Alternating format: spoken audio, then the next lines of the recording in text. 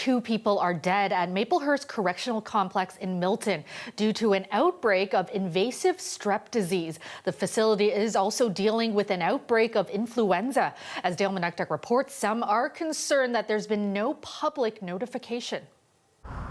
Multiple units of Maplehurst Correctional Complex are dealing with eye gas and influenza A outbreaks. In a statement to CBC Toronto, the chair of the union representing the prison employees says our members continue to work in these difficult conditions and have also been impacted by these outbreaks. Several have required medical attention.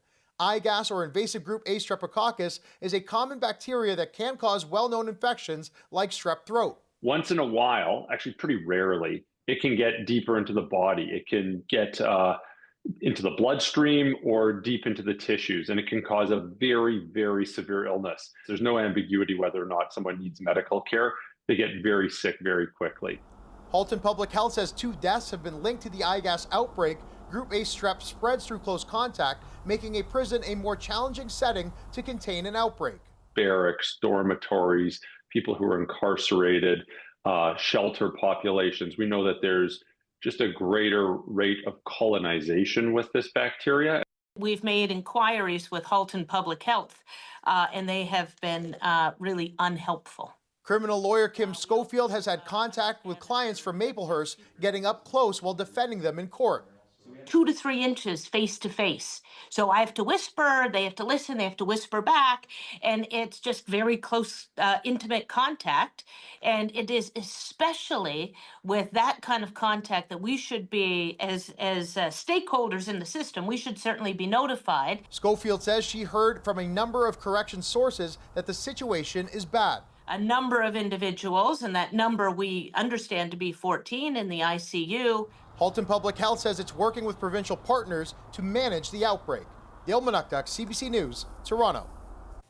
York Regional Police are searching for 2 suspects after a woman and a dog were shot and killed in a home invasion this morning in Markham. The shooting also left 1 man injured. Ali Chiasson has the latest. Police say 2 suspects barged into a home on Solace Road and started shooting. 20-year-old Nilakshi Raguthas was killed. A 26-year-old man believed to be her brother was also hurt, but his injuries aren't life-threatening. One of the family's German shepherds was also killed in the gunfire. And we can confirm that this house has been targeted multiple times in the past. At least 5 different times where a suspect fires shots into the brick or into the garage of the Solace Road home. This one happened exactly a year ago this week. What makes this incident more concerning, though, is that the shooting occurred within the home, whereas previous incidents occurred where shots were fired at the house from a distance. Police have not confirmed who was the intended target, but neighbors do not believe it would have been Nilakshi. Instead, they think she may have been in the wrong place at the wrong time. In the first shootings, they've never caught anybody really. Since the suspects haven't been caught, neighbors are fearful, so we've agreed not to identify them. They tell reporters 2 brothers who live there own a tow truck company. Police haven't confirmed a link to recent tow truck shootings, but it is a concern for many here. It's aggressive and relentless. That is not a good look. That innocent people get killed over this shit. Over the years, with all of the shootings, neighbors all have security cameras on their houses. No doubt that will play a role as investigators work to track down these 2 suspects. Police say they fled in a black 4-door Acura. Ali Chiasson, CBC News, Markham. The city of Brampton has launched a new initiative aimed at enhancing community safety. The city is installing 360-degree cameras and license plate recognition technology at 50 intersections. This is technology that will capture at a high level of digital effectiveness that we can use in the courts. And I'm proud to announce this publicly. I want organized crime to know the very bad news that if they operate in Brampton, they're going to be caught with a level of digital technology that doesn't exist anywhere else in the country. The technology will be used to capture real-time video, providing police with critical data that they can use to investigate crimes. Data such as incident dates and times, and vehicle information such as make, model, and color. The city has chosen Canadian company Genetec and Swedish company Axis Communications to provide this technology. Toronto police have announced a new campaign focused on combating organized retail theft. They say the goal is not only to spread awareness, but to encourage more people to come forward with tips. What has become increasingly clear is this is no longer just shoplifting. It is a highly organized operation with offenders specifically targeting retailers and executing sophisticated plans to steal merchandise. Recent brazen daylight jewelry store smash and grab style thefts are a clear example of this escalating violence. Police say theft costs retailers $9.1 billion every year. Now, beyond the financial impact, they say they're concerned about the violence and the risk to staff and customers. Police are offering enhanced cash rewards of up to $500 for tips leading to arrests between now and June 6. The Supreme Court of Canada has ruled that an Ontario law that limits advertising spending by third parties leading up to an election is unconstitutional. It was a split 5-4 decision. Now, the case came before the court after the Ford government lengthened the election spending period. Our Queen's Park reporter Lorenda Redekop explains.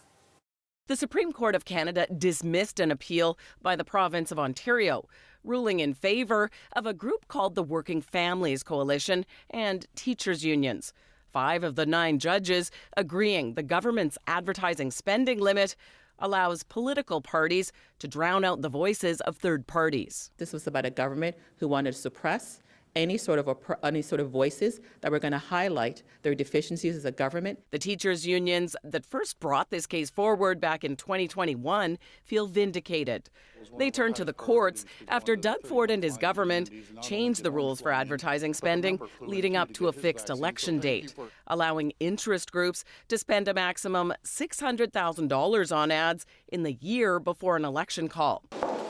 Before that, it was the same maximum amount, but over 6 months, half the time, brought in by the previous Liberal government. The law did not contemplate snap elections like the one Ford won just over a week ago. But the unions who fought this say it led to confusion for them. We did spend so much time with lawyers saying, can we do this? Last minute edits, can't do this. Let's redo the robocall. Like it really is a total impediment to democracy and to being able to speak out. Third-party ads were common before the previous Liberals first added a spending limit. Tim Hudak and the Ontario PCs, an agenda that hurts working families. With interest groups spending well over $8 million in the 2014 election, more than any of the political parties. It led to comparisons to the influential super PACs in the U.S. This has nothing to do with U.S.-style politics and super PACs. This is about suppressing community voices. A spokesperson for the Premier says, given the recent election, this court decision has no immediate impact, but that they'll review it and determine their next steps. Lorenda Redekop, CBC News, Toronto. The NHL trade deadline has come and gone, with the Toronto Maple Leafs making a number of moves before the cutoff this afternoon. The team bolstering their roster by adding a center and a defenseman who they hope will help in their quest for that elusive Stanley Cup. Greg Ross has all the details. And now Travis Konecny up the middle. His pass back to Lawton. He's got some room. And a goal! He scores! That is the Leafs' newest center, 30-year-old veteran Scott Lawton, acquired from the Philadelphia Flyers today, along with 4th and 6th round draft picks. In exchange, the Leafs sent forward Nikita Grabenkin and a conditional first-round pick. So wanted to try to give a little help there with some experience and then center ice position. And give us some depth there. The Leafs also picked up defenseman Brandon Carlo from the Boston Bruins just before the deadline. Carlo is a 6'5", 220-pound stay-at-home defenseman. He's been on our radar for a long time. It's just the profile of him. You know, he's big, he's long, great stick, defends the blue paint really well, excellent on the penalty kill, tremendous character. The question for Leaf fans now is it enough? You know what? I think the Leafs, all things considering, they did pretty good. Frank Krupe is a Leafs superfan. Online, he's known as the Hockey Illuminati, based on some of the wild theories he posts about the Leafs breaking their 58-year Stanley Cup drought. There is, unfortunately, I think, a bit of a curse floating in the ether when it comes to the Maple Leafs and this big, shiny, beautiful baby right here. He says while the Leafs didn't make a huge splash at the deadline, they did take care of some of their needs. The thing with Scott Lawton that you're not going to see on the stat sheet is how elite he is in the locker room. A great glue guy, a great character guy, and that is still a component that the Leafs, I think, personally lack a little bit. As for their new defenseman, Brandon Carlo, welcome to Leafs Nation, brother. A big, beefy 6'5" monster who throws his body around and cross-checks everything in sight. This guy is mean, and he is the perfect stay-at-home, quiet, shutdown defenseman that this team needs. He says it's not the moves the Leafs made today that is going to make the difference. He's relying on some other cosmic forces that tell him this is going to be the year. Vegas hosted the All-Star game in 22. They won in 23. Florida hosted the All-Star game in 23. They won in 24. Leafs hosted the All-Star game in 24. Will they win in 25? Maybe. Leaf fans will get their first look at the team's newest players when the Leafs play Saturday night in Colorado. Greg Ross, CBC News, Toronto. New details are emerging on contract negotiations between star slugger Vladimir Guerrero Jr. and the Blue Jays. In an interview with ESPN, Guerrero revealed he was seeking a 14 or 15-year contract worth less than $600 million U.S., disputing speculation that he was seeking a deal comparable to New York Mets star Juan Soto's record-breaking 15-year contract worth $765 million. Now, despite Guerrero's impending free agency, Toronto's front office has expressed its interest in re-signing the four-time All-Star. He's coming off a stellar campaign last season, hitting 30 homers and batting in over 100 runs. Now, while Donald Trump has pressed pause on his tariffs, it isn't enough to ease Canadian concerns. Toronto food banks are bracing for the worst-case scenario, saying if the tariffs are ultimately imposed, it could cause an overwhelming increase in users at a time when they're already struggling to meet demand. Tyler Cheese has this story. Lineups outside the Fort York Food Bank on College Street West are common. Food banks in Toronto started reporting an all-time high number of users during the COVID-19 pandemic, and that record has been broken every year since. Now you add on individuals who are going to lose their jobs, individuals who are not going to get those additional hours at their place of vocation, and they are going to come to the food bank. The Daily Bread Food Bank was already projecting it would spend $2.5 million more than originally budgeted to serve clients this year, and that's before factoring in the potential impacts of American tariffs. Now, while some tariffs are on hold for another month, local food banks say the existing food security crisis needs to be addressed. Speaking about the crisis that has come as we've allowed our social safety net to degrade. So I'd like to tell you a different story. That story's not going to change, though, until we see the types of policy solutions that are going to be required so that people have sufficient income to meet their basic needs. One suggestion to make that happen? Looking to Canada's counter tariffs, currently 25% levied on $30 billion worth of American goods. Let's make sure that that money is going directly back into social infrastructure, like making sure that we're developing decent, affordable housing across Canada so that this legacy of can at least be one where we have a stronger, more resilient Canada.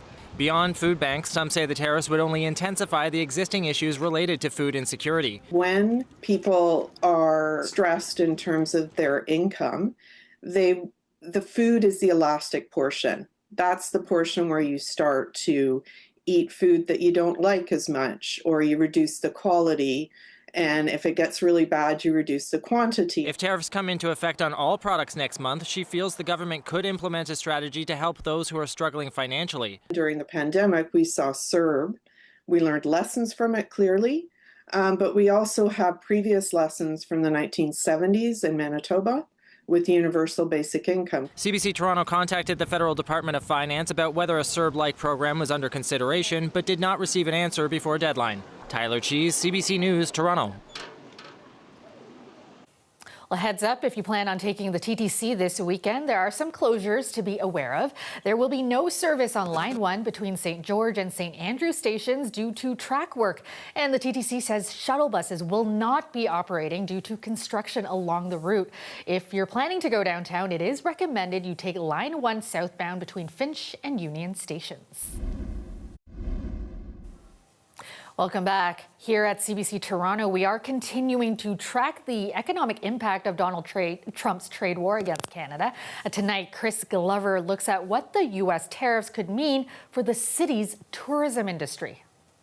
Unlike other industries that are fearing decimation amid the trade war with the States, Canada's tourism industry is already pivoting, and in many cases, it's already working. I don't want to give any money to the United States. I don't feel comfortable. You chose Canada because the situation in the United States. Yeah, we have lots of places to travel, see within our country, so we should support that.